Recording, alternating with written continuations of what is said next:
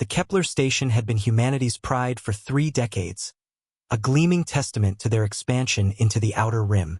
Commander Marcus Rivera watched the holographic display with growing unease as the alien vessels maintained their perfect formation around the station, their crystalline hulls refracting the distant starlight into prismatic patterns. "They've been there for 6 hours," reported Lieutenant Elena Vasquez from the communications console. "No response to our hails, no movement, nothing." The Zephyrian ships were beautiful in their alien architecture, resembling massive flowers made of living metal and glass. For months, they had been appearing at human colonies, simply observing. The Galactic Council had classified them as a peaceful species, curious but harmless. Rivera wasn't so sure.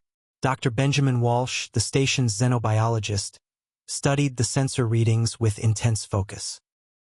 His weathered face creased with concern as he analyzed the energy signatures emanating from the alien fleet. "Commander, I'm detecting some kind of scanning beam," Walsh reported. "They're not just watching us, they're cataloging everything. Our technology, our biological signatures, even our psychological patterns." Rivera's jaw tightened. The Zephyrians had crossed a line. Passive observation was one thing, but active scanning without permission was a violation of interstellar law. More importantly, it felt like a violation of humanity's sovereignty. "Open all channels," Rivera commanded. His voice carried the authority earned through years of frontier service. "Zephyrian vessels, this is Commander Rivera of Kepler Station. You are conducting unauthorized scans of our facility. Cease immediately or face defensive action." The response came not through their communication systems, but directly into their minds. A cold, melodious voice that seemed to bypass their ears entirely. "Humans are interesting specimens. Your emotional responses are most illuminating. Continue your activities while we study." The casual dismissal hit Rivera like a physical blow. Around the bridge, his crew exchanged glances filled with a mixture of fear and rising anger. The Zephyrians weren't treating them as equals or even as sentient beings. They were treating them like laboratory animals.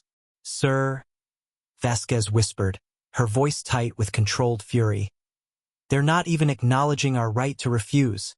Rivera felt something ancient and primal stir within him, something that had driven humanity from the caves of Earth to the stars themselves. It was the same fire that had burned in the hearts of every human who had ever stood up to a bully, who had ever refused to bow to tyranny. "All stations battle ready," he ordered quietly. "Charge weapons systems." Dr. Walsh looked up sharply. "Commander, they're technologically superior. This could be suicide."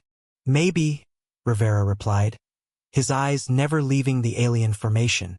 "But there's something these superior beings don't understand about humans. We don't respond well to being caged, studied, or dismissed." The bridge hummed with energy as the station's defensive systems came online. Throughout Kepler Station, alarms sounded as civilians moved to secure areas. But Rivera noticed something remarkable. There was no panic. Instead, he saw the same determined expression on every face, the same quiet resolve that had carried their species across the galaxy. The Zephyrian voice echoed in their minds again, tinged with what might have been surprise. "You would risk destruction over mere principle?" Rivera smiled grimly as he prepared to transmit his response across all frequencies, ensuring every human settlement within range would hear. "This is humanity's answer to anyone who thinks we can be studied like insects in a jar," he announced. "We are not your specimens. We are not your subjects. And we will never be your pets. If you want to learn about humans, learn this: we would rather die free than live in chains, even golden ones."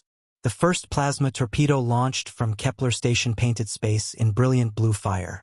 Behind them, across dozens of human colonies, similar scenes began to unfold. The galaxy was about to discover what happened when humans were truly provoked.